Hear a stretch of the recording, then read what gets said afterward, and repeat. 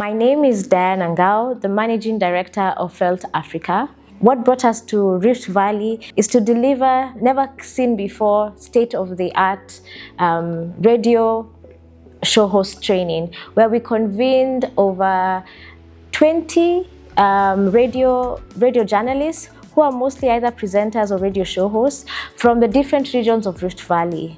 And why we did this really is to be able to help them upskill and reskill them, especially in the polarized times that we have seen, not only in our country, Kenya, but also in the world.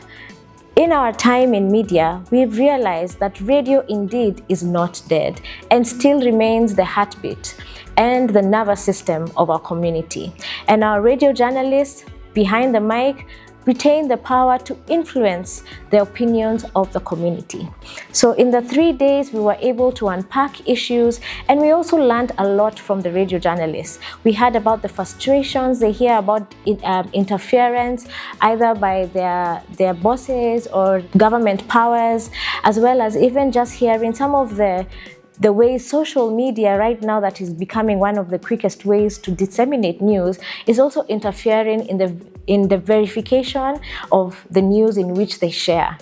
It was an interactive session. We had such a lively group. They asked questions, they dared to challenge our answers, and more importantly is that they immersed themselves through all the topics we took them. We spoke about misinformation and disinformation. We talked about the importance of fact-checking, and more importantly, we also talked about the difference between a journalist and an activist. This actually was not the first. We've actually traversed this country. We have been able to interact with over 110 local and vernacular radio stations, and this training of the Rift Valley radio journalists puts them in a network of 146 radio journalists that Felt Africa has had the opportunity to engage with and to train.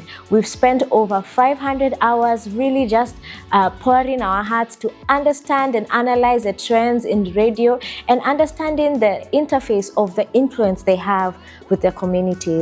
And what we've said here and what we've agreed in all other trainings before this is that we will carry the duty of shaping the opinions of our communities with fidelity and with love for our country.